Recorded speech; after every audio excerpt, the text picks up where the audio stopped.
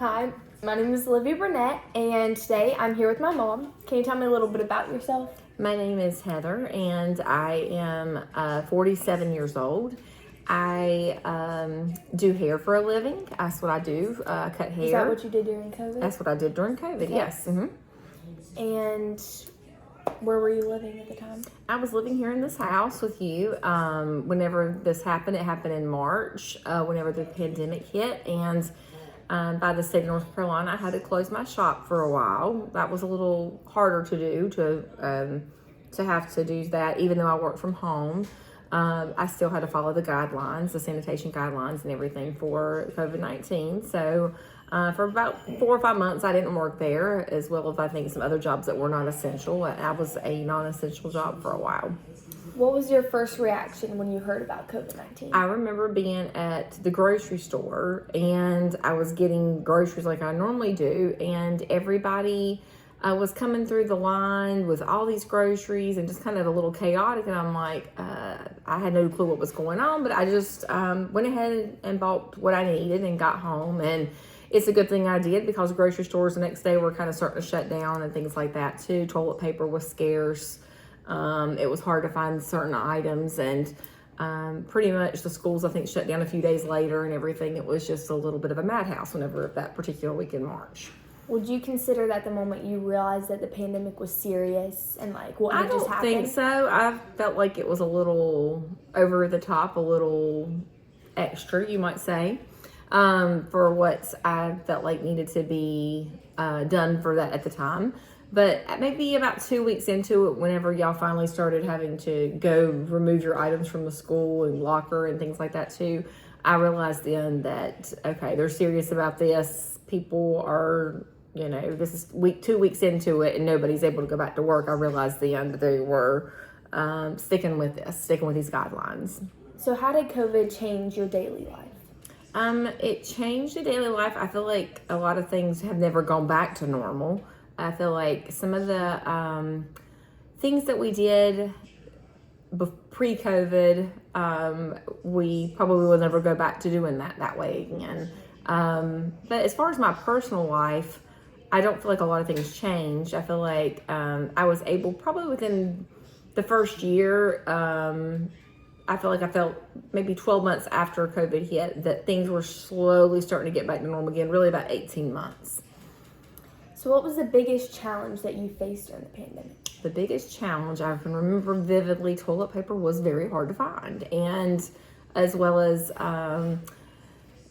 milk and bread and your basic necessities were hard to find too. So I think trying to feed a family, because at the time you would have been 5th grade. And I think feeding kids that were in 5th and 7th and 10th, they're growing kids and they need food. And I think just trying to find ways to make sure we kept food here in the house was a challenge. I think getting to doctor's appointments and things that had to be done essential for school was impossible. But I felt like the most difficult part was just trying to maintain what people's opinions were about it and being respectful of that, and being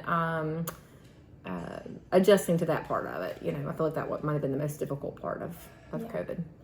So how did it affect your work? You already kind of explained that, but like school for your kids, family life? I remember y'all having to go to school for a while online, but come fall, y'all went back in person. I think y'all went back, best I can remember, y'all had to go back with masks on, stuff like that, distancing yourself. It's a little weird, but I think maybe probably by spring, I feel like the school kind of let up a little bit on those rules, and we were fortunate that y'all could go in person, because a lot of schools were not going in person. They were still doing it online. Which I go to a private school. So. Yes. How did you feel emotionally during the pandemic? Emotionally, I am a people person and I like to be around people. So that was hard but I also feel like I needed that was a nice break in life where I feel like you just go and rush and just so many places to be and so many things to do. It was nice to sit down and just almost feel like maybe it might have been what life was like 50 years ago. just a little more slower paced life. And Did you kind of feel isolated or maybe anxious at times? I did feel isolated because we live on a family farm, so we still had family around all the time, and so I felt like we weren't by ourselves. But so I guess I could see like some people that don't have that as an option, they might have felt more isolated, but I don't feel like we had that option to be isolated. I was isolated maybe from people outside of our family, but as far as family goes, we were pretty right here together. I did lose a grandparent at that time, so that made it a little difficult.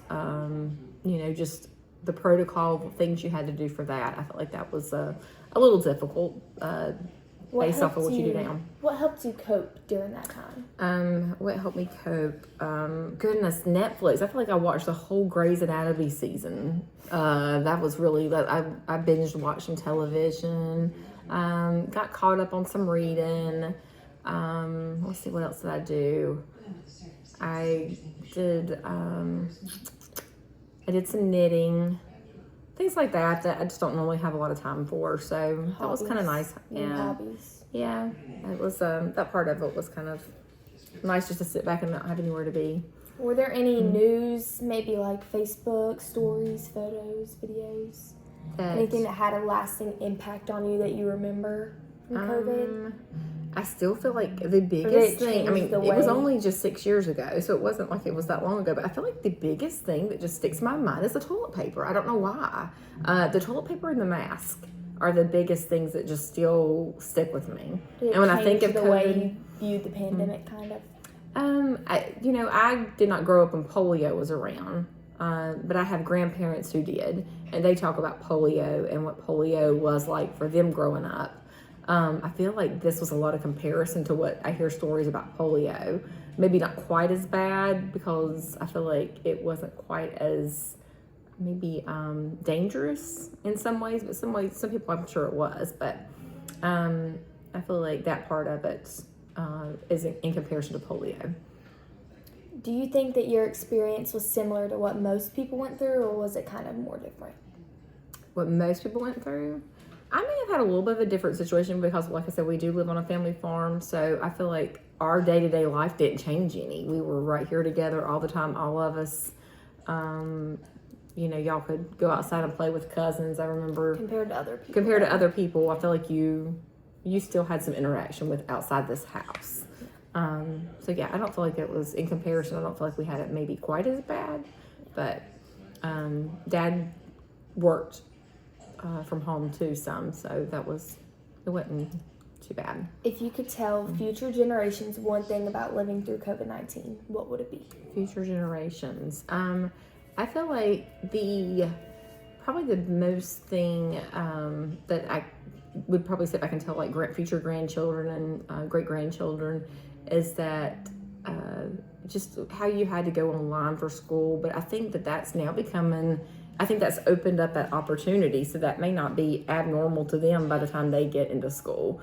I feel like maybe a lot of classes now might go more online and give you that option where y'all didn't have that pre-COVID, but I don't think that was a bad thing. I think that's actually kind of helped force this generation into learning the technology and stuff to do that, even for professions. I feel like a lot of professions have gone to where they can work from home and online and open those doors for people to be home more with their families. And that was, I feel like, something good that came out of it that we didn't have before. Is there anything else you'd like to share about living through the pandemic? Something about living through the pandemic. I feel like if it ever happened again, another pandemic come through, I think I would tell future generations and stuff that just to put their trust in the Lord and to just not try to be fearful about things, and just maybe not read so much into what the news says and social media and things like that too. It's just kind of, every situation's different, everybody's different, and just not to let it consume you. Still enjoy your life and not be fearful. Well, thank you for your time. All right.